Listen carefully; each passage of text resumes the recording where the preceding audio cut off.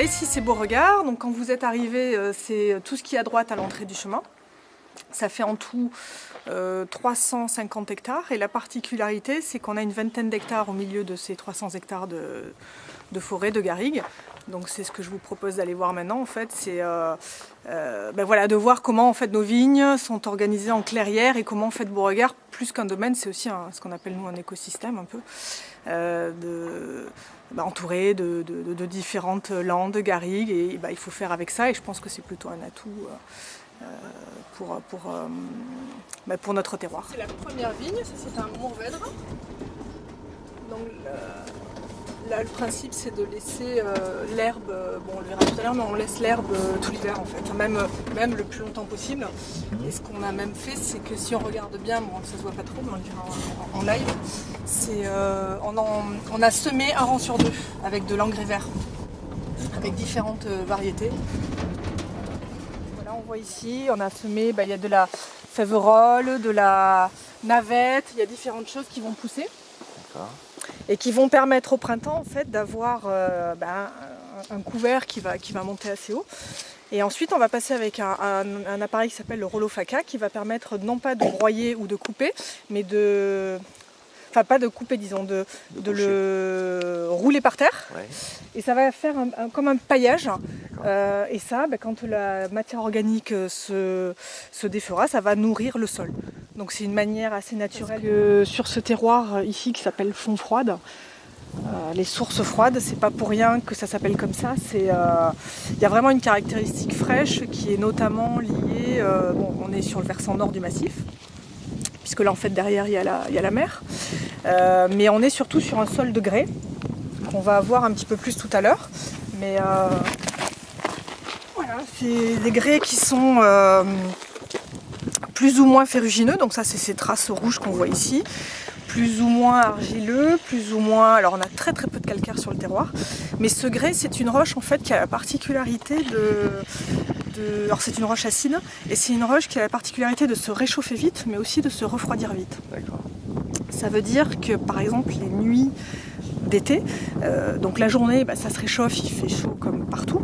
Par contre, les nuits, quand la température baisse, on a tout qui baisse. On n'a pas cette sensation de chaleur qui remonte du sol. Une grande amplitude. Voilà, donc on a une amplitude thermique qui est plus importante, et ça, du coup les raisins vont mettre plus lentement, plus de temps à mûrir, et on va être plus tardif. Là, c'est des vignes de 44 ans, c'est des vieilles, c'est les vieux grenaches. C'est des vieilles Syrah. Vieilles Syrah. Ouais. Et ce qu'on peut voir là d'ailleurs, je sais pas, c'est en fait là, non c'est de la Syrah. Ouais, de la Syrah, ouais, ça c'est la. Et là on voit ces petites choses là, ce sont en fait c'est Ah, c'est la confusion sexuelle. Exactement, c'est la confusion sexuelle. Donc aujourd'hui ça c'est un outil intéressant parce que ça nous permet de lutter contre un des problèmes qu'on peut avoir dans la région, c'est le ver de la grappe. Oui. Qui sont des petits papillons eudémis qui viennent pondre dans le raisin. Et ça, c'est un moyen naturel, donc c'est de la confusion sexuelle, c'est-à-dire que ça va tromper le mâle, qui va être, ça va le confondre. Donc il ne va pas pondre avec la femelle, mais il va. C'est assez efficace, c'est naturel et ça permet d'éviter tout traitement insecticide. Est-ce que c'est des capsules ça existe? Oui, c'est pareil. Oui, après, ce qui est intéressant, regarde ça. T'as vu d'où elle part celle-là? Ouais, c'est vrai qu'il y a des... Ça, on voit que... Alors la Syrah particulièrement, c'est des lianes, mais terribles, incroyables. Ouais, donc vous cherchez pas forcément à vraiment réduire la ramure, c'est la plante qui se... Ouais. Donc on voit là avec les fils qu'on essaie à avoir une certaine hauteur, notamment pour la Syrah, c'est assez cassant la Syrah, donc il faut bien la maintenir dans notre région de vent, c'est important. Et au contraire d'avoir un feuillage le plus haut, le plus large, ça permet d'avoir de la photosynthèse, donc où elle va capter l'énergie solaire. Et ça permet aussi dans nos régions qui sont des régions de chaleur et d'ensoleillement, d'avoir un couvert, c'est-à-dire que nous on n'effeuille pas du tout. Par exemple en Bordeaux, quand on voit des vignes de Bordeaux où toutes les grappes sont mises à nu, nous au contraire on les garde bien sous le feuillage pour qu'elles ne se chauffent pas, qu'il n'y ait pas de phénomène pour pas que ça les brûle. Exactement, de brûlure. De brûlure, de concentration excessive. Donc non, on ne cherche pas. Alors après, on peut quand même essimer, voire couper un peu, mais avec la sécheresse qu'on a eue, ça n'a pas tellement poussé, donc on n'a pas eu beaucoup de travaux. C'est sur ces 2 dernières années, on n'a pas beaucoup sorti les simeuses. Léon!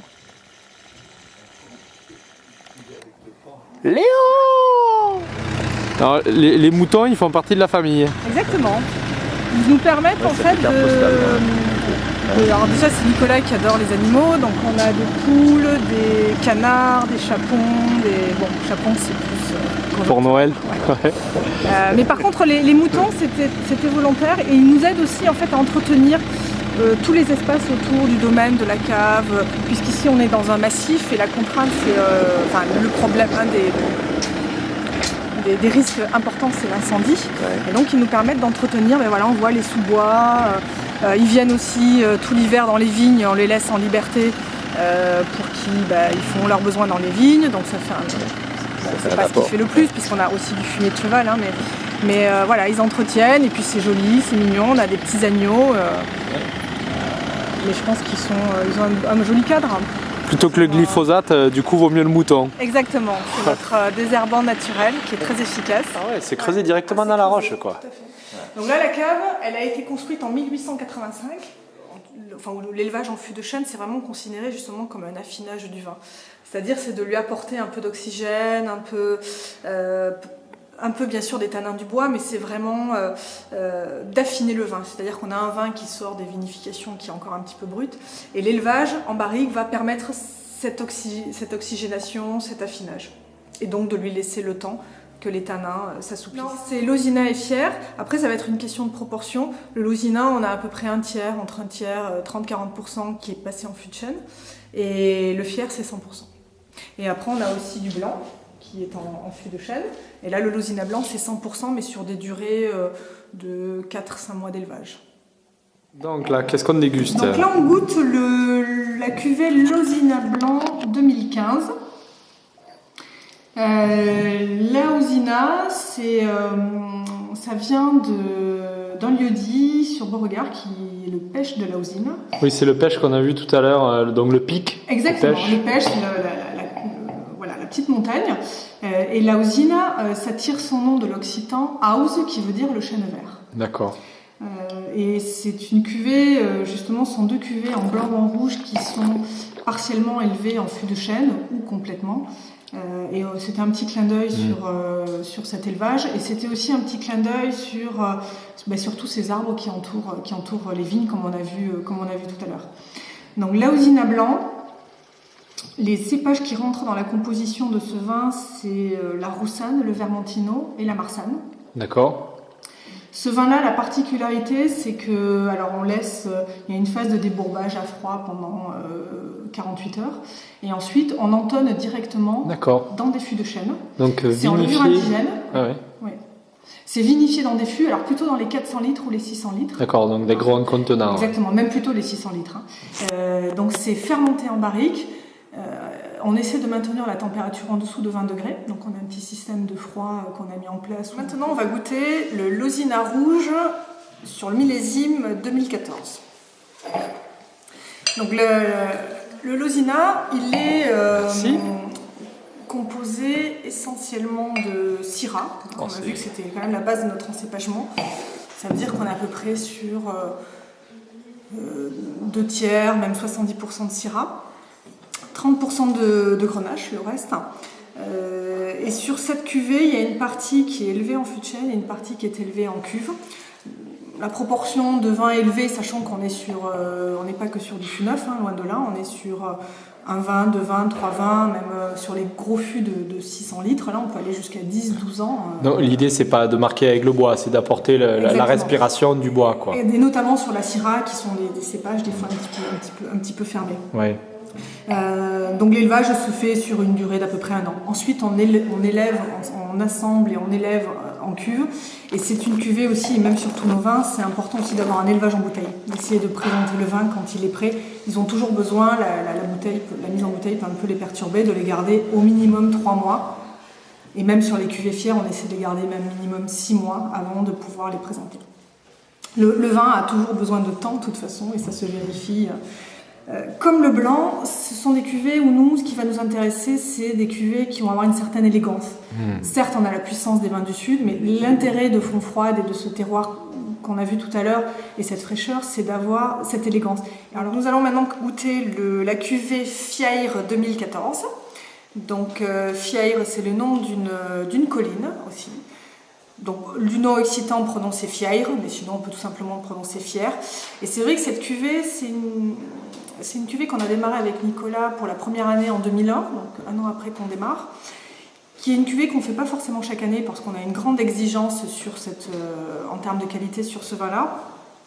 On préfère ne pas le faire que de le faire pas au niveau, puisque là on est sur quasiment 90% de Syrah, donc on a une grande exigence sur cette qualité. Donc c'est une petite quantité, hein. C'est des vins qu'on produit quand on en fait entre 1000 et 2000 bouteilles. Ah oui, donc ceux qui peuvent en avoir, en fait, c'est des privilégiés. Voilà, c'est plutôt des privilégiés. En plus, on est sur la fin du millésime 2014.